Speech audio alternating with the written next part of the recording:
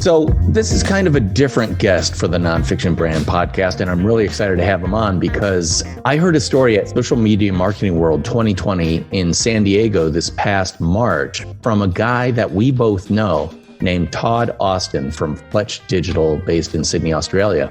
And he told me about this golf pro that was doing something that kind of blew my mind. And I want to turn it over to you, Christian.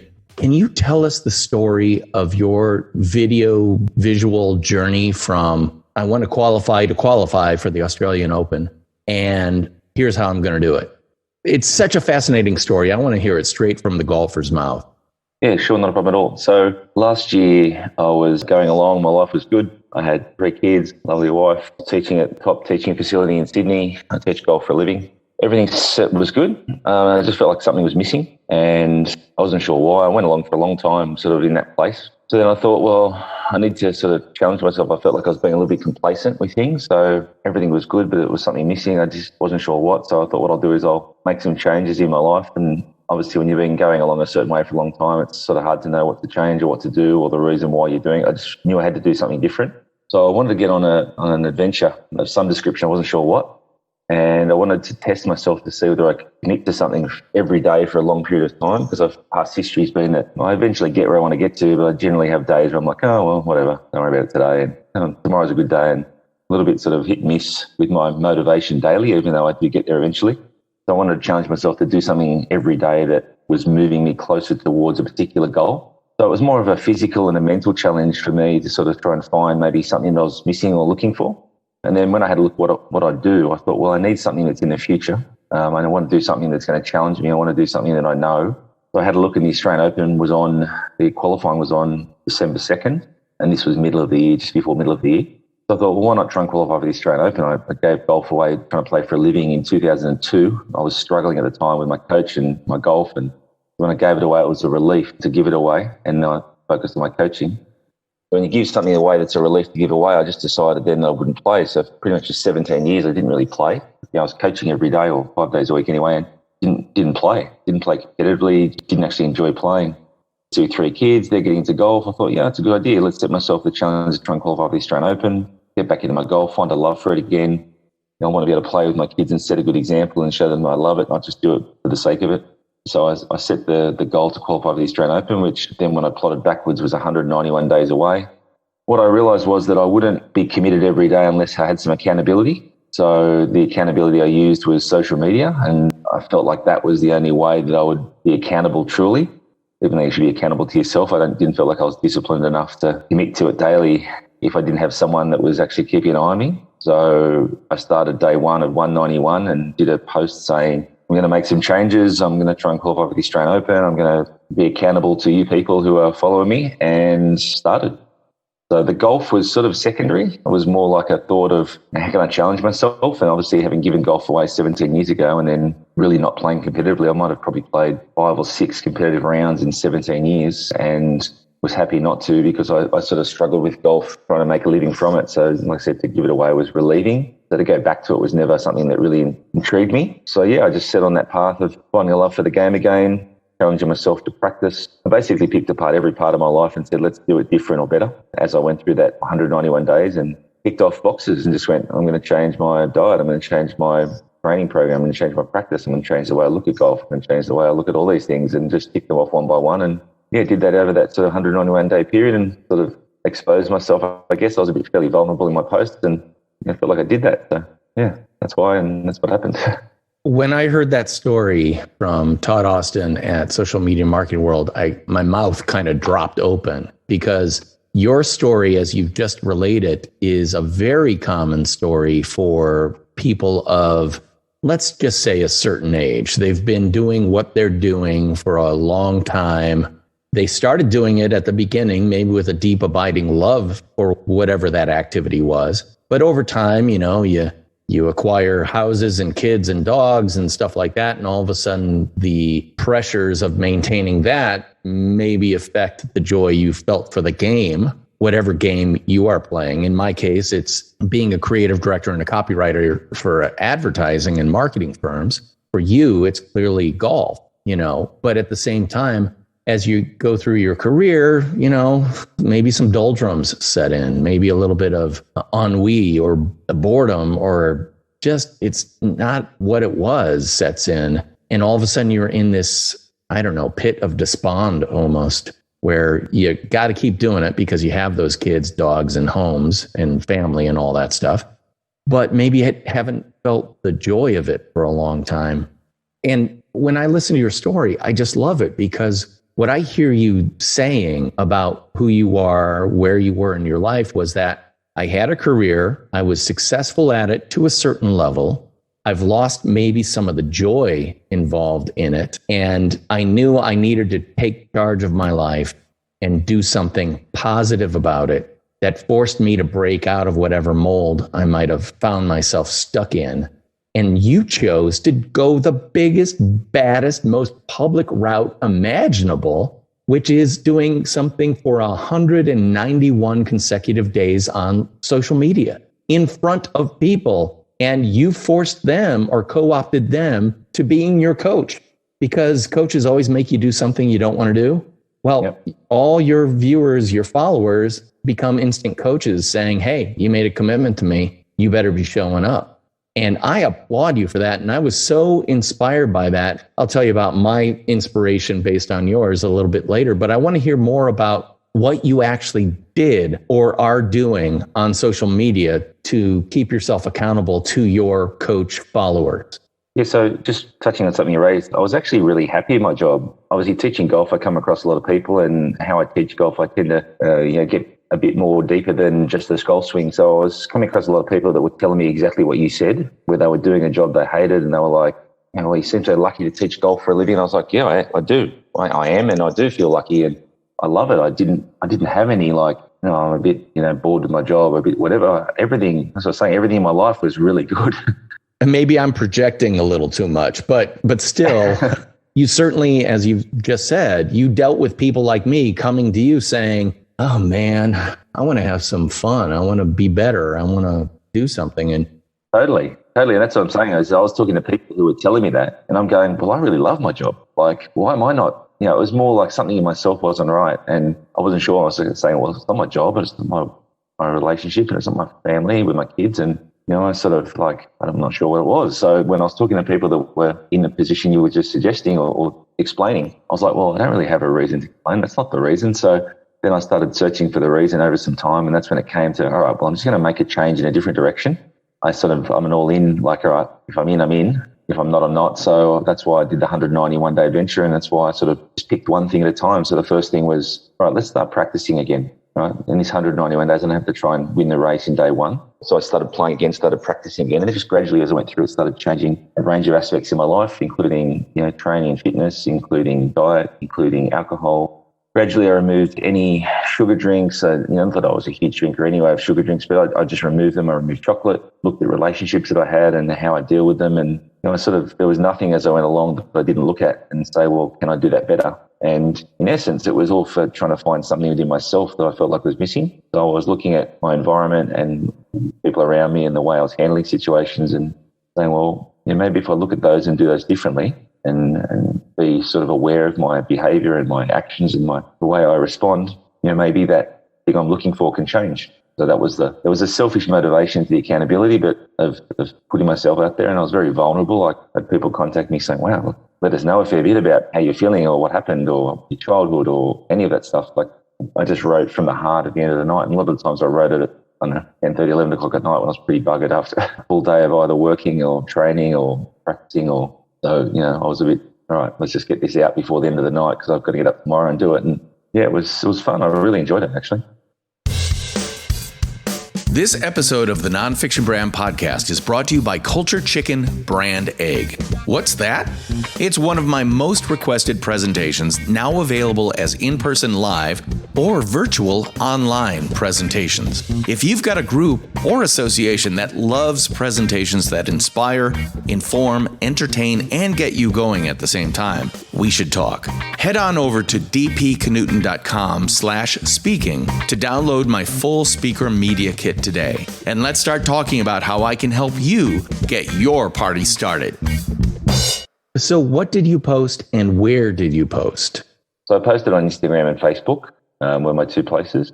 Facebook, I had a larger community, and Instagram sort of grew a little bit off the back of it.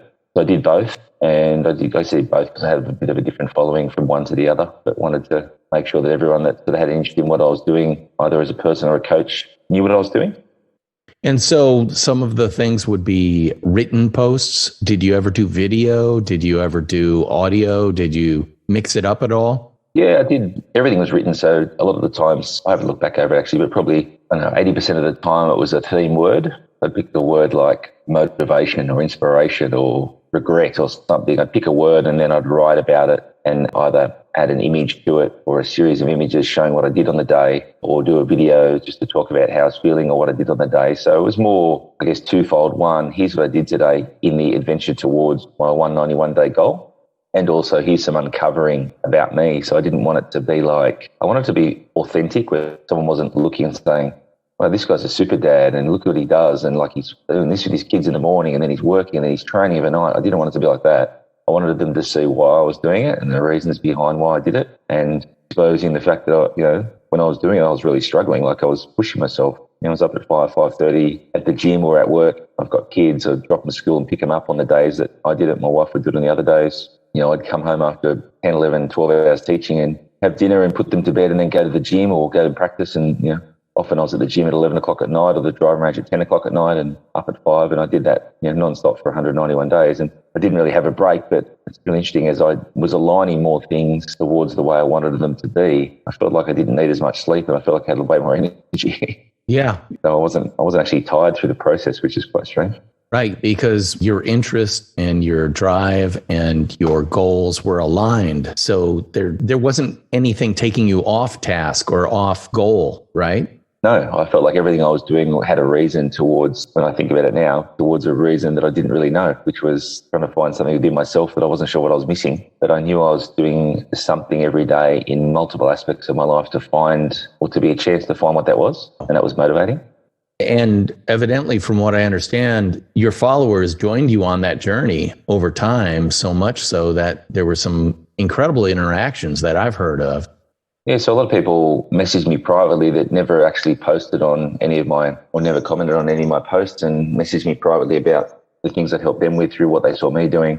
Because I wrote about a word, most of the time it was a theme word. People were messaging me, connecting with, what I wrote about it, or whether it was my childhood or whether it was the struggles I had, being, trying to be a father or whatever they were I wrote about. People would message, they were really connected with it. It's really helped me. And some people would comment openly, other people would just message privately. But I was also surprised at some of the people that did and how open they were, and how they're people that I haven't seen for a long time that had actually been following what I'd done every day. And, I'd come across people in lessons who, some of them I didn't even know they followed me, would say, wow, I've just been following you. It's amazing what you're doing. It's really inspired me to do this and this and this. And often it was times of people I wouldn't expect. And, like you teach a lot of older people in golf, and, some people that were like, I've realized that's a problem in my life too. And I've never really worried about changing it. I guess I should, it just made people stop and think and maybe realize, like, this is the relationship I've got here, but I've never worried about changing it because it's been like that for so long, even though I know it's not right. I guess I wasn't telling people how to do anything in their life. I was just telling people what I was doing in mine. And in that process, they were realizing that they could maybe change their situation if they want to. And it could be the smallest thing, like not eating chocolate or not drinking alcohol, or it could be as much as sitting down and having a conversation with someone important to you about the relationship you've got with them, and how you feel like that isn't going the way you want it to, and how you can change it. Longtime listeners of the Nonfiction Brand podcast will know that I am a lover of the word demonstration, especially when it relates to what I call nonfiction brands, personal brands such as your own, which is all about demonstrating who you are, what you do, how you do it, and a little bit of how you're different.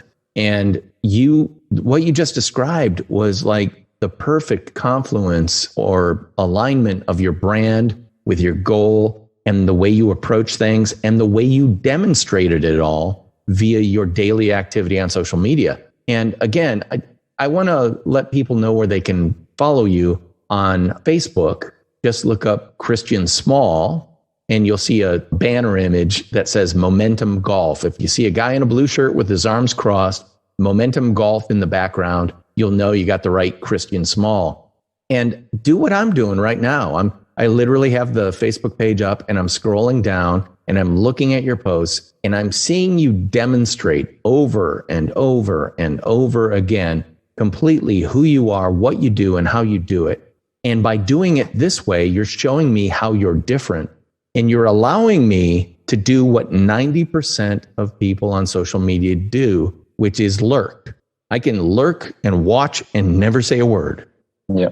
Until maybe you do something that really affects me to the point where I don't want to put it in the main timeline. I'll direct message you and just say, I'm really inspired by what you're doing and I'm facing a similar problem. Why? Because you have been vulnerable as a personal brand and have demonstrated that you're on a personal adventure, as you say, and you're inviting people to go along with you, and you're open to engaging with people however they want to engage. If it's in the main timeline as a comment, if it's a direct message, you're there talking to people. You're demonstrating all the great things that make you a valuable golf pro, golf coach, life coach for these people. And you evidently have gotten some really great response.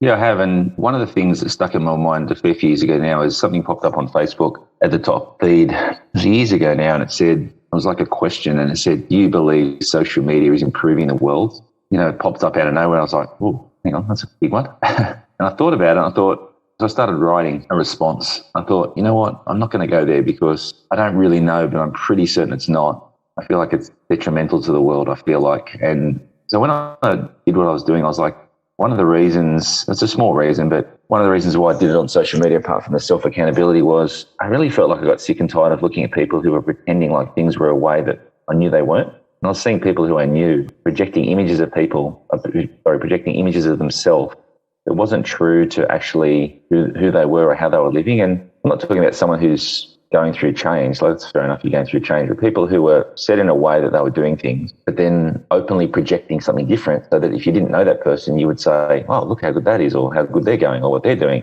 But behind the scene, you go, wow, that's not really them, or that's not the way they are. And I just feel like that's really detrimental to other people looking, because then you can think everybody is living a better life than you and that your life isn't so great. And people get on a slippery slope from that point onwards, depending on if they are lurking, because they're looking at so many different people, and then next minute they know that their life is the worst life of everyone they know, but they don't really know what's going on. So I felt like authenticity and vulnerability, I just made sure that every post I really didn't filter.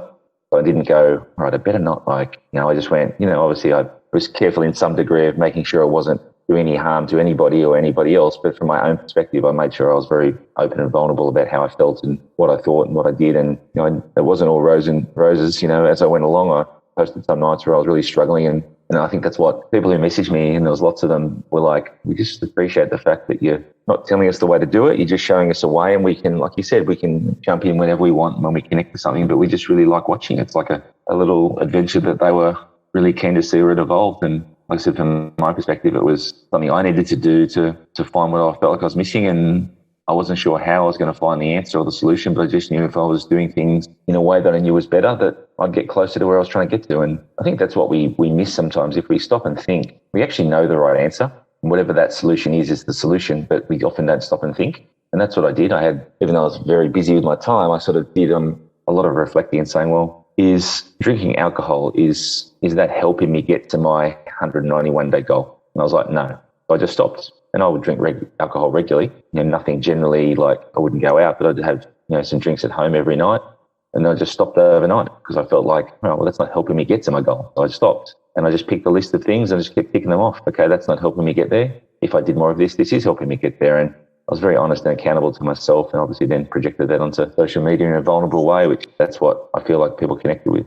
Well, your comment about social media maybe being a net negative, I share that view. But here's the thing. I view social media as a set of power tools, just like you might have in your garage or your workshop. The fact is, a table saw can take off all your fingers, or it can build you a home. It's a very powerful tool. The same thing with a chainsaw or a hammer or just about any tool. It can be used for good or ill. And the question is, how are you going to use it? So I share your concern, especially what you said about what I call in your face book, which is all about people saying, in your face, I'm at this cool place doing this cool thing, and my life is so much better than yours. In your face. And I don't subscribe to that at all. I absolutely hate that. But at the same time, I've seen in my Facebook feed and my other social media feeds, people who are documenting their health journeys or their challenges, losing weight or preparing for a task that they don't think they can do, whether it's a marathon or,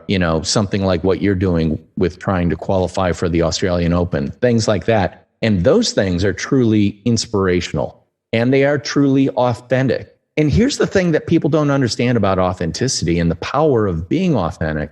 Look at the stuff that you watch on television, Netflix, or anything else. What do you watch? Mostly comedies, mostly dramas, mostly, action films, whatever. The reality is most people watch things that engage them emotionally, that they get some feeling from. And to deny the possibility of sharing your dramatic adventure to the people who follow you on social media is a lost opportunity, especially for someone like you who has the potential to attract a great many people to your professional services because they see who you are, what you do, how you do it, and that you're a truly authentic person who's interested in helping people. And, God helps those who help themselves. And your 191-day adventure is all about you helping yourself. And by doing that, you are certainly helping others. Hey, nonfiction branders, did you know I wrote a book? Well, I did, and it's called Rotoma, the ROI of social media top of mind. I wrote it with my colleague Spencer X. Smith, and it's all about Rotoma, an acronym that means Return on Top of Mind Awareness. Best-selling author and NYU Stern School of Business professor Scott Galloway called it a book that starches the fluff from social media and helps managers allocate capital and find the unicorn among unicorns, ROI. And Chief Content Officer at Marketing Profs, Ann Handley said, this isn't just a practical way to think about the return on social media, it's also a spot-on, accurate way to reframe your social efforts. Check out all the 5-star reviews on Amazon by searching Rotoma, Rotoma. Pick up your copy today and start building your personal, professional, and small business brand the Rotoma way. I had somebody close to me say, do you think by exposing or being as vulnerable as you are, you reckon that might turn some people off having golf lessons with you? And I was like, my answer was, if it does, then they're not the right people to come to me, because if being honest and open and being accountable for where you're at doesn't suit you, when the person who you might come and see for your golf lessons is doing that themselves, then you're probably not willing to do that yourself when you come for a golf lesson. And, golf's a challenging game that does play on a lot of the emotional side of you in your ups and downs in playing the game. So if you come and you're not open-minded, you're not vulnerable and willing to change, then you may not improve. So I felt like it may be more attractive to the people that were ready to improve. Maybe it did push a few people away, but maybe they weren't ready. Let me tell you, I think of what you're doing as the first filter for any possible engagement for you as a golf coach for someone, because they see who you are, exactly how you are. And I'm going to guess, or I'm going to just ask you this question. Have women reacted well to what you're posting? Have you actually gained more female clients because they see that you're not a toxic masculine type A dude, but you're very focused and kind and sharing and giving? Yeah, I have. Yeah, definitely. I've had, in golf clubs around, or anywhere around the world, but I live in Sydney. You teach a few lady golfers from all over. But definitely I'm having more come saying, this person who follows you on Instagram or social media, that I should come and see you. And part of that reason is they're getting an insight into me apart from the time they spend with me. Like a lot of the people generally, but the ladies might talk about it maybe more openly than some of the guys, would say, wow, I just didn't know that, or didn't know that about you, or geez, it's really great you're doing that. Such a great thing to know or to see someone doing, and sure it's helping people. And I have been amazed how many guys opened up and told me stuff, and it was quite interesting to think that, in a lesson environment, whether that was someone I didn't know that well, just from giving a few lessons, or even someone I did know for a long time that we maybe hadn't had a discussion like it, how open they were. But I think because I was so open, that it made them feel comfortable to talk about it. That was my purpose. My point was I want someone to be able to see what's happening and not seem like it's an arm's length view. It's like, wow, I'm watching it unfold right in front of me. Yeah, and we're going to talk more about that in the second half episode that will air next week. But for now, we got to wrap up this episode because it's going a little bit long, but that's what happens when you have a great guest on, like Christian Small of Momentum Golf and the Bonnie Doon Golf Club in Sydney, Australia. I really can't wait to dive more into this next week. But until then, I'd love to have our listeners be able to connect with you. You've already mentioned Facebook and Instagram as probably your number 1 and 2 channels. How can they connect with you via those channels? Yeah, so I'm Christian Small at Momentum Golf on Facebook. I'm at Momentum Golf 52 on Instagram. And part of my adventure last year was to set a 2020 adventure, which I started in January. Obviously, we've had some challenges in 2020, so it's been a really good, timely start to that. And that is at thriving_lifestyle. So part of my objective last year was to create a lifestyle in that 191 days that was sustainable, that sort of had every aspect of my life moving the way I wanted, which was a continuation of what I did last year. So I started that, and that's at thriving_lifestyle. And that's sort of more of a personal view of my adventure, where last year I played out my adventure in my social media feed, which was also my golf coaching feed. So I put it all together. I separated those this year a little bit just to sort of be very clear in the 2 different pathways, that I wasn't inundating with golfers with my life adventure, but if they wanted to follow that, they could separately. So yeah, they're the 2 places. Also, my website is momentumgolf.com.au. Great. We're going to talk more about all of this stuff in next week's episode. But for now, I got to say goodbye. I'm DP Knudten for the Nonfiction Brand Podcast, which you're obviously listening to. And he is Christian Small. And we'll be talking to you next week. Bye-bye.